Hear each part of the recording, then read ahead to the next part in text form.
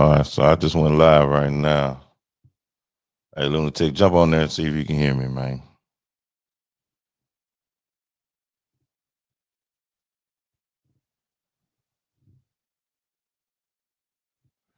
Mic check, mic check. We good? We good out there? Yes, it's good. Well, all right.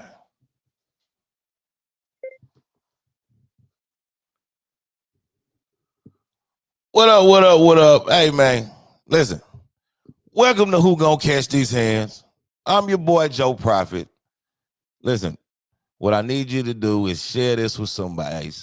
A boxing fan out there, give it to them. Share it with them. Tag them in this. You know what I'm saying? We finna get it popping.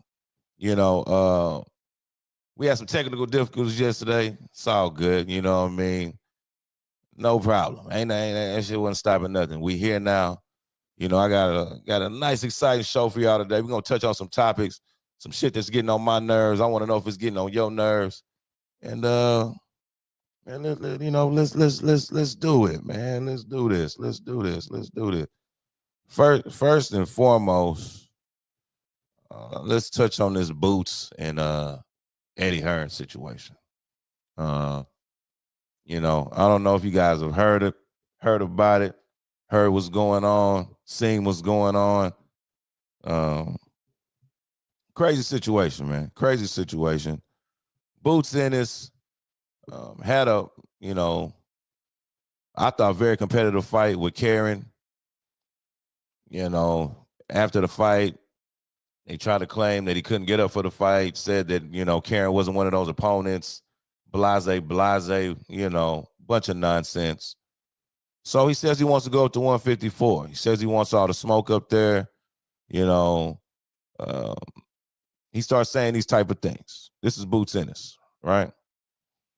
So now here comes another opponent, Virgil Ortiz.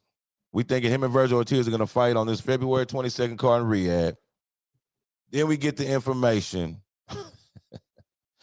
Then we get the information that Boots wants to fight at 147 pounds. What? He wants to fight at 147 pounds. I can't make this shit up, man. I'm not gonna lie to you. I mean, very interesting when I heard it, you know. And then you see the statement that Boots put out the other day. He says, you know, if you don't hear from me, don't believe it. And he's gonna let us know in a couple of days if he's gonna stay at 147 or move to 154 pounds. Uh, I, I don't understand this, man. I don't understand it, man. Listen, uh, I'm gonna introduce y'all. I'm gonna introduce y'all to some of my people. You know, this is a time. So I'm gonna hit this. This for my. You know, it's that time, dog. We got to go to the council, dog. So I'm gonna go to my people in the boxing council, man. Listen, I'm gonna tell you about the boxing council. This, you know, these are a bunch of esteemed gentlemen in the sport of boxing. You know, coaches, promoters, you know, advocates of the sport. I mean, all that. You know, check their opinions out, man, and see what's going on, man. Listen, JM, man, what's going on, brother? I don't know if you've been, been hearing what's going on with this boot situation. You know about, what he said, how he said it. You know about where he's trying to go. Um, what are your thoughts on the whole, deal with Virgil Ortiz? Him saying what he was unaware, this and that. And just tell me your thoughts, man. What do you think?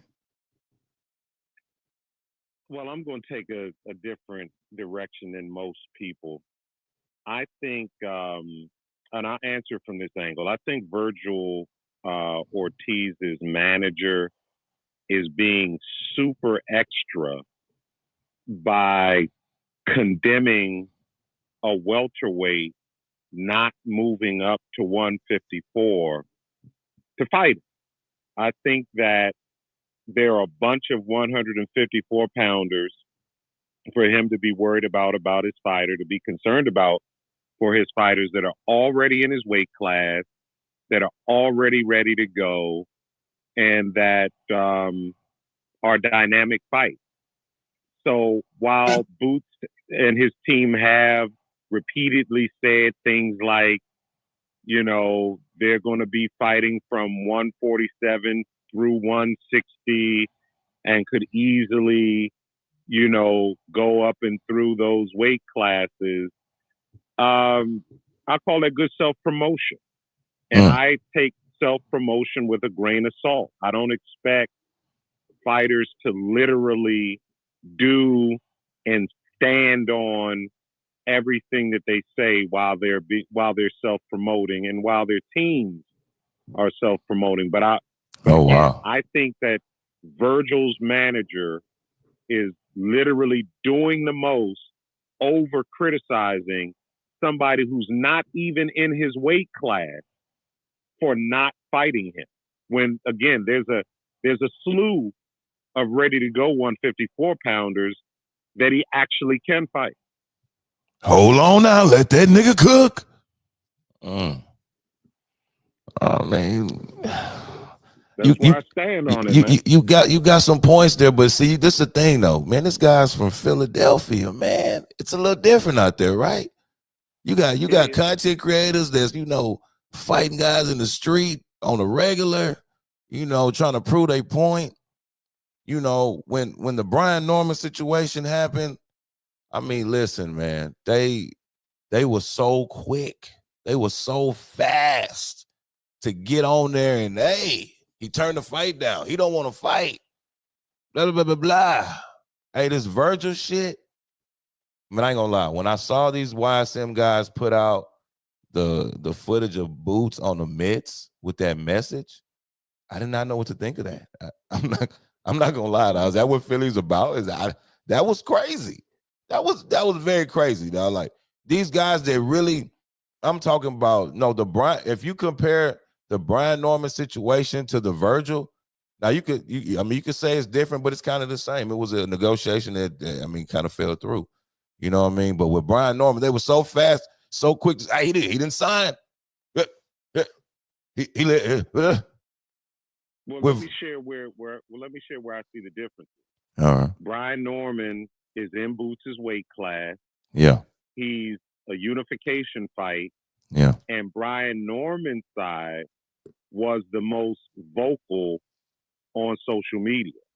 They were the ones vocal. They were the ones calling Boots out. They were the ones saying that they'll go to Philly. They'll stop him. They're the ones that saying it wasn't enough money. So they drove the conversation. So even though Boots fan base can leave a bad taste in your mouth, and even some of the novice way that they do business, I just think it's different when a guy in your weight class with a belt is calling you out versus a fight outside of your weight class where the action isn't as volatile. But Jam, you stood up in front of your whole city and said you're going to that weight class. You said that the pop wasn't there, but you're making the weight easy. But you want all the big guys at 54. Like, come on, man. Like, yeah, bro, this dude, man, I'm not honestly.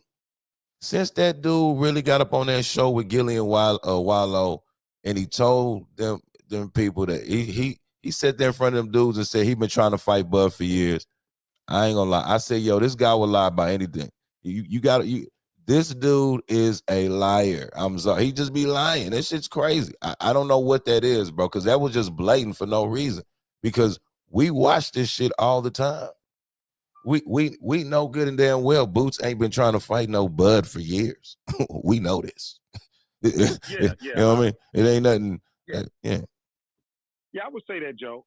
I'd also say, and I've said this before, he could also be a typical gym rat that knows nothing about how fights are made, knows nothing about negotiations, knows nothing about, how you get a fight to go from start to having it be announced.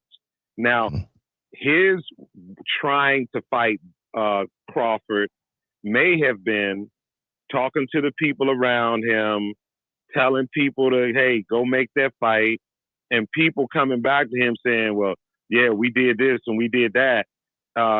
And, you know, he don't know his head from his ham bone. What he does know how to do is wrap his hands, put that mouthpiece in, you know, shake out, train fighters.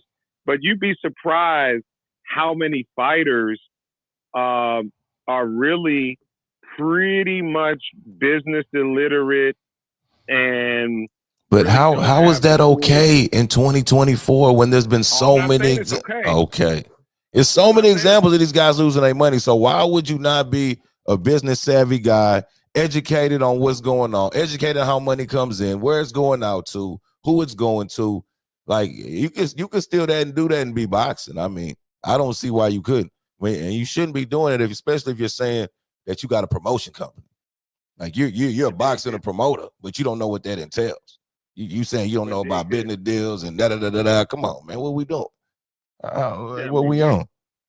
We on some other shit, right? We is OSOS, What? right? You know what I'm So saying? here it is. Yeah. They are okay with keeping boxers ignorant.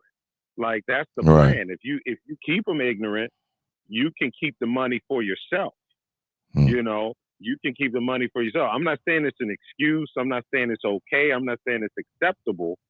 But for the principles in boxing, that's the best case scenario.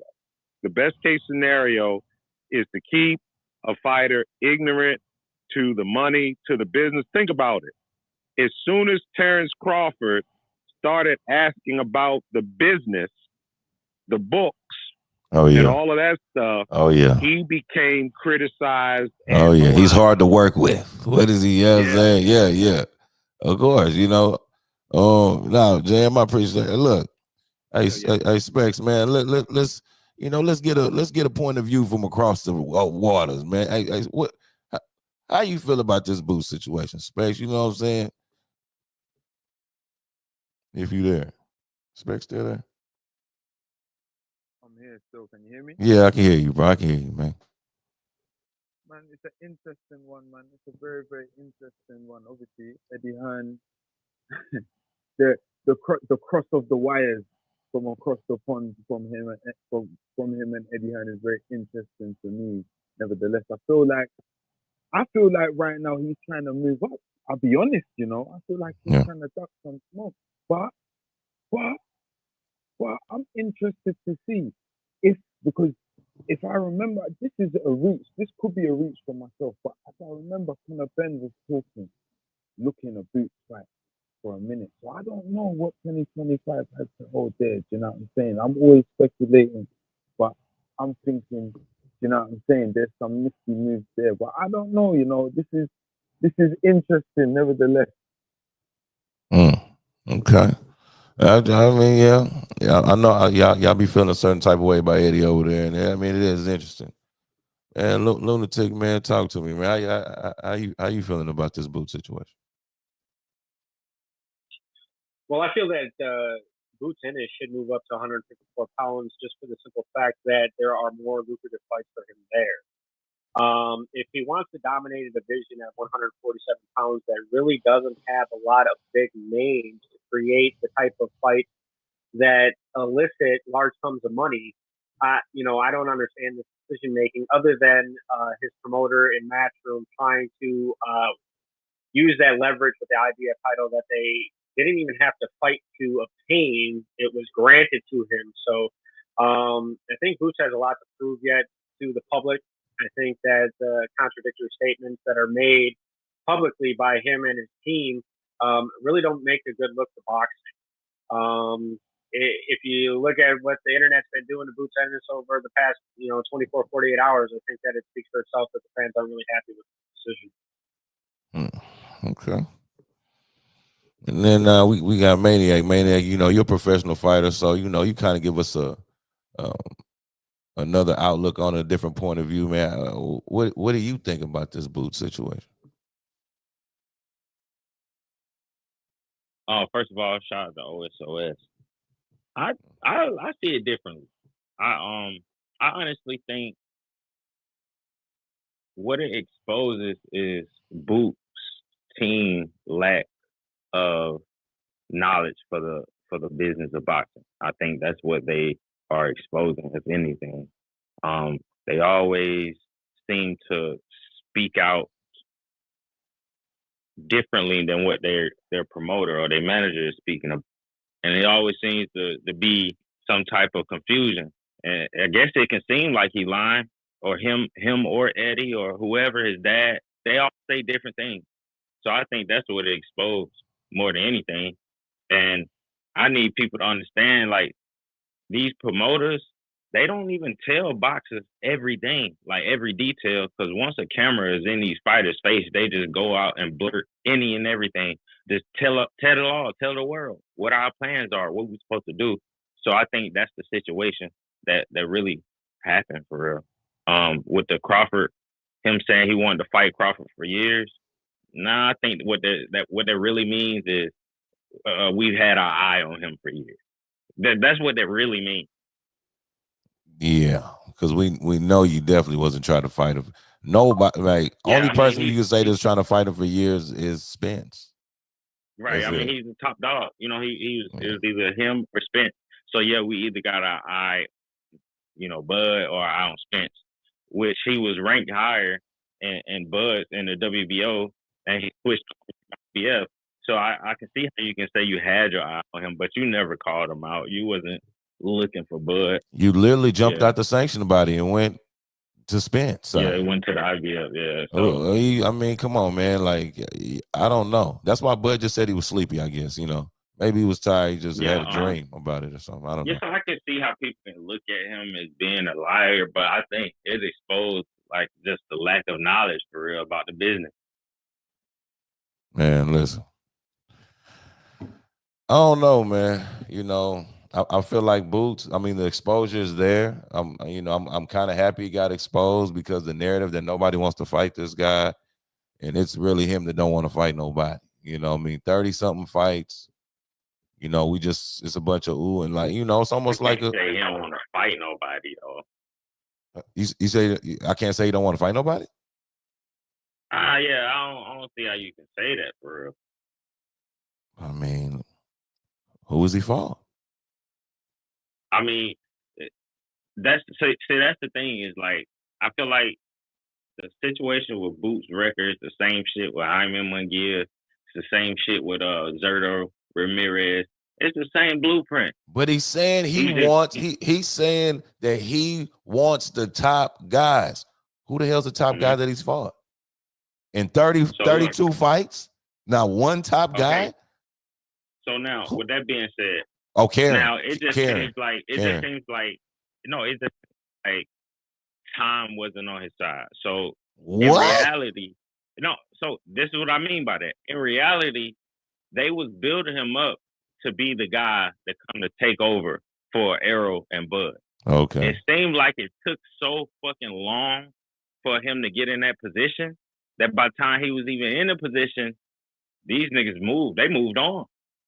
So now he's stuck with his bro. This man ain't had no intentions of fighting Terrence Crawford. Cut that shit out. I'm not saying he had intentions on fighting him. Okay.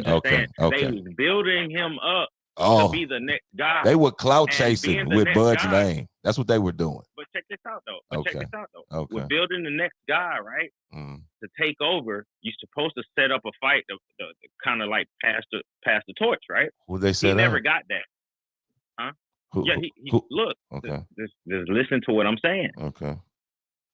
They were building him up to be the guy to take over. He never got to fight either one of these guys. So he's still stuck at 47 with neither one of these fights. Man, what the hell is going on the OSOS podcast? I never heard a group of grown men cape for another grown man so goddamn I knew G.O.D. was about to get your ass. What the fuck is going on, bro? We really need a group of grown men caping for a grown man who ain't doing shit.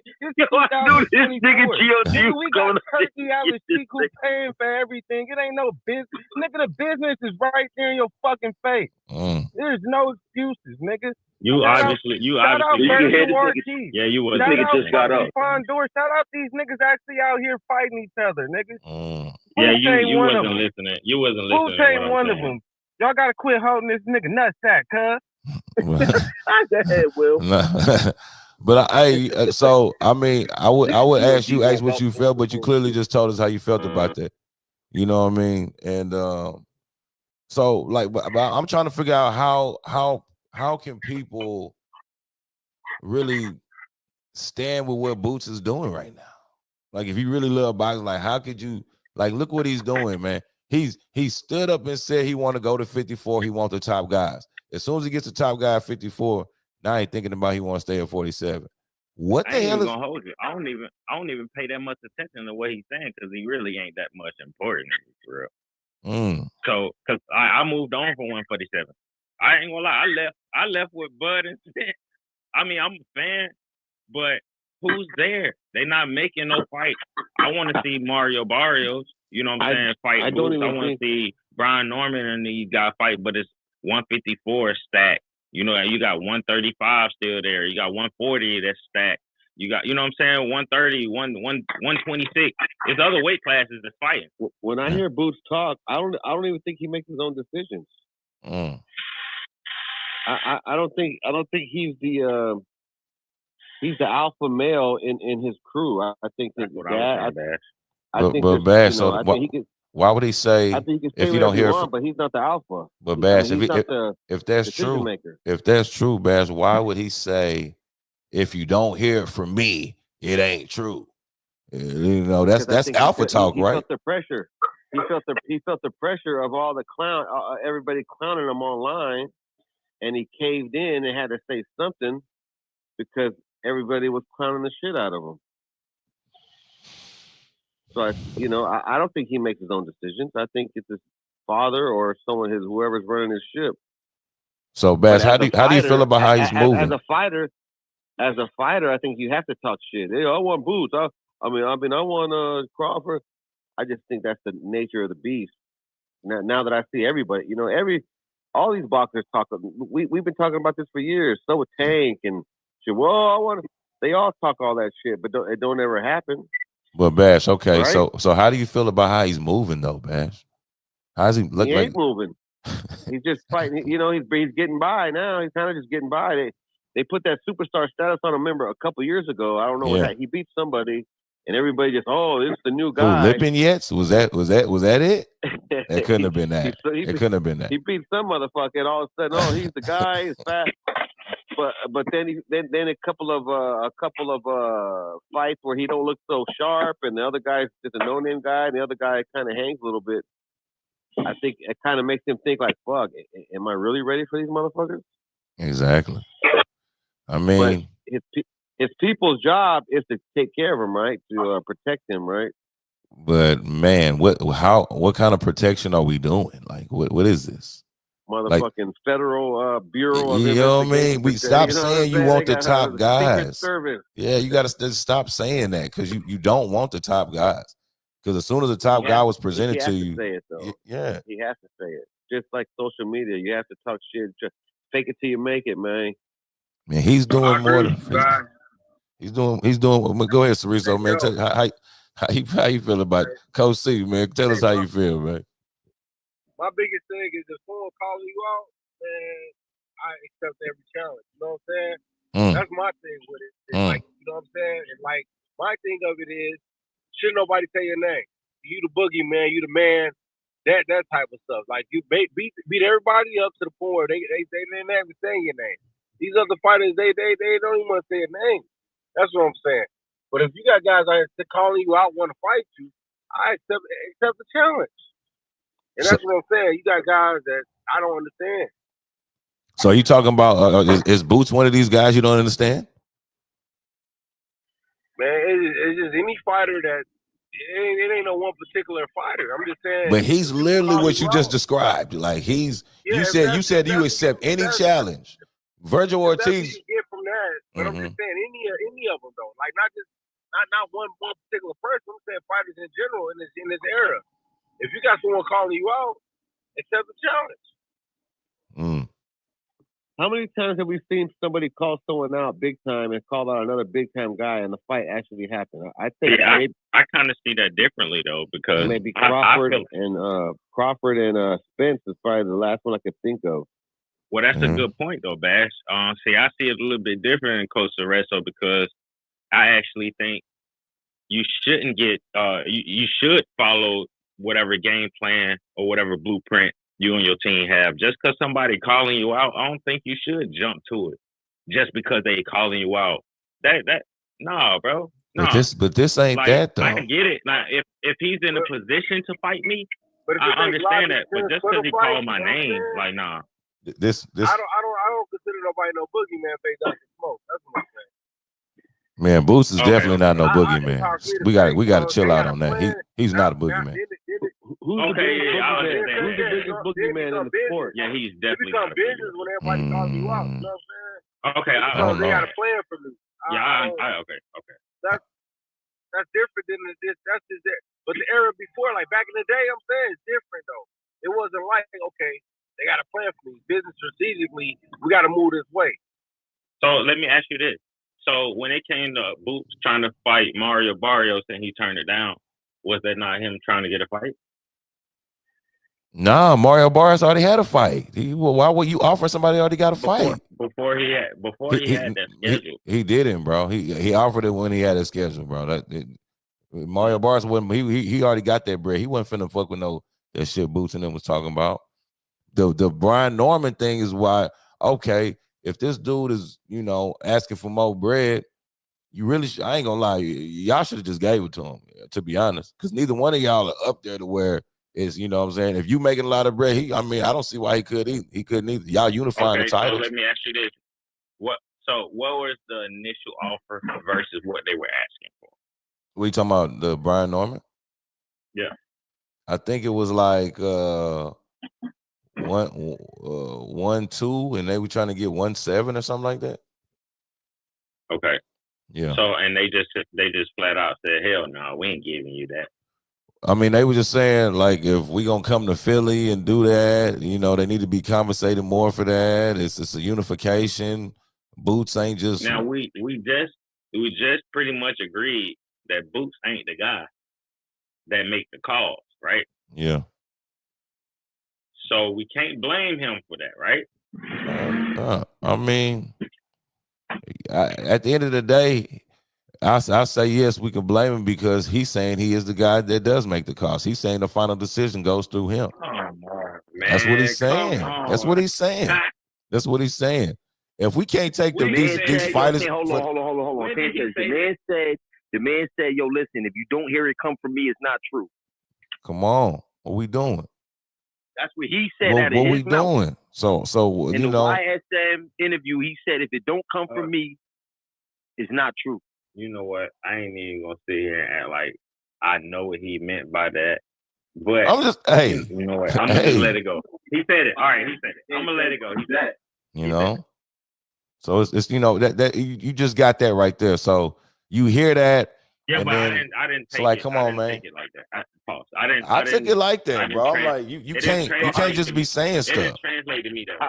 How do you take that though? How you supposed to take it? Okay, so the way it was translated to me was, when it comes to people saying this fight is set in stone and this and this and that, if it ain't come out of his mouth, then it ain't true. I guess that's what he's saying. But it don't sound like he's saying, I'm calling the shot. That don't sound like, because we know he's lying. Okay. He don't call him that. So that's what it is then. That nigga's a fucking liar. Well, I agree with that, but I can see how he can be looked at as a liar, but we know he don't call him. Or maybe when he was really thinking about Virgil Ortiz, bro, he's getting knocked the fuck out. Stop playing. Just saying. I can't say that either. I'm just saying. No, I can't. I mean, did you hear Maurice Hooker on Smoke Show? He said it. He was like, hey, Boots get hit a lot. You get hit with that Virgil shit too. You going to sleep. I agree. Oh, that's cool. That's cool. But I agree. Said ain't law though. You get what I'm saying? No, it's not law. But it's his assessment of it. Got a little science in there. Guess what? And a little reality. Virgil get hit a lot too. Virgil get hit a lot too. Man, come on, man. Okay. I'm confused. You right? Yeah, you right. I keep saying, like, and You're right. we talk about styles of fight. His style is tailor made for Boots to punch on him. Man, I'm all right, bro. That's my opinion. I mean, That's my listen, opinion. I still think he can box with Boots. Come on, man. He can bang. I think he got some boxing. Bro, I skills. think Karen showed us, man. You step to Boots, he's really not like that. Sorry. Okay, and guess what? I can name Michael McKinson done step to Virgil and expose some shit to Virgil. Boca Chuck done expose some shit out of Virgil. So I mean, we can keep going with it. Okay. All right, man. That boy a duck, man. That's it. Tell him respect. Listen. That boy a duck him. But hey, look. Boots should be looking for, like, he can't even get a standing on this fight. I told you, time not on the side. Where's standing on this at? Where's Mario Barrios at? Okay, let's revisit the Brian Norman shit. Brian Norman and his dad always on these damn podcasts talking about Boots. They got I don't like all the talking they be doing. I'm with you on that. I'm with you on that. How about y'all send the contract then? Where are y'all fighting though? But hey, we gonna figure it out. But you know, I don't know what y'all think about this Madrimov and Boachuk, like, and then they got Madrimov lined up against Virgil. Like, that's not good for Madrimov. I'm not gonna lie to you, because Boachuk really just came off that tough the decision loss, and some of us here felt like he won that. You know what I'm saying? I'll touch on that a little bit, man, before we get up out of here.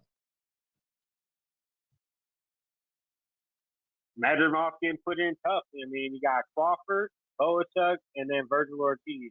If anybody wants to argue with resume after those three fights, I mean, and he's done well against Terrence Crawford. He's kind of a fighter that's avoided at 154. The 154-pound division, I think, is one of the most exciting in boxing currently. Okay. Space, what you think about them lining up Madrimov and back-to-back fights like that, man? Boachuk and then Virgil.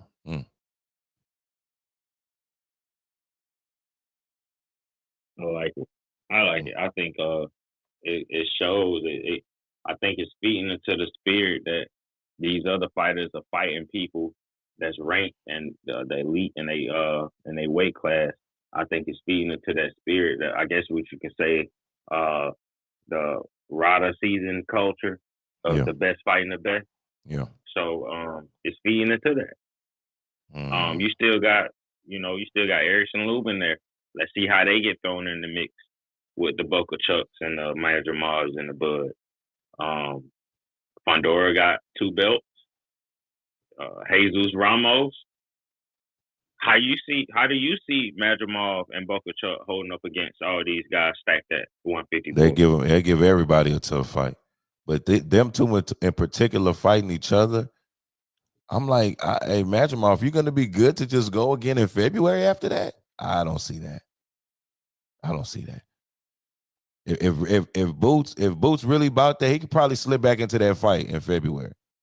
Real talk, like, cause I don't see Madrimov. I don't know. Maybe he will. But what if he gets stopped by Boachuk? That could happen.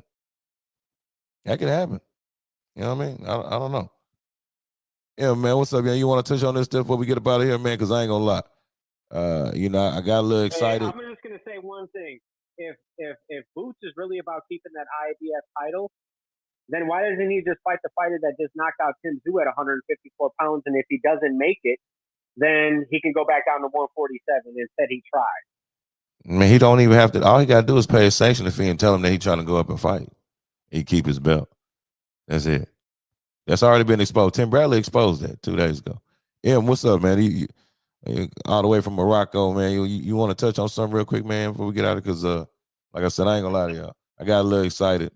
I was running this damn camera.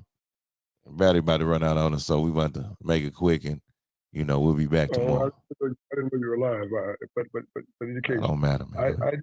I don't know whether Boots is real or it's his camp or it's people around him or Eddie Hearn or anything like that. But as far as him fighting Virgil Ortiz, I don't think they ever want to fight because they were together at 47 for a while. Yeah. And whenever I thought that they should fight, people were saying, "Oh, it's better later." And let them beat down the road kind of thing. Because I always thought that they should have fought for the opportunity to fight for the championship. They should have eliminated one of the other, but that never was appreciated. And then when they put the 54 idea in the minds of the people, that may be something he was thinking about, maybe game, I don't know. But nobody didn't bring that to them. They brought it to everybody.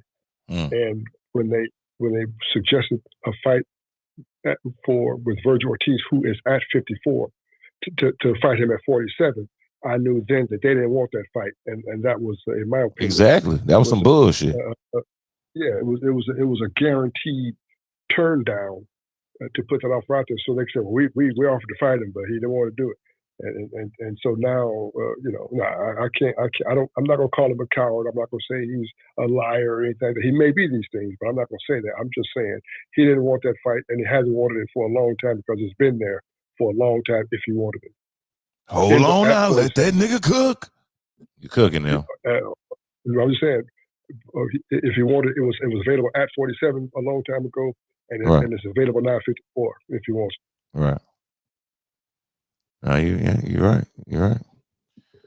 Man, listen, man. I appreciate y'all, man. You know, the sacred box. This is the boxing council, man. I told y'all, man. They points of views off the chain. We got guys from all walks of this boxing shit, and I appreciate y'all tuning in with me, man, for this, you know, this first episode of Who Gonna Catch These Hands, and we'll be back tomorrow, man. You know what I'm saying?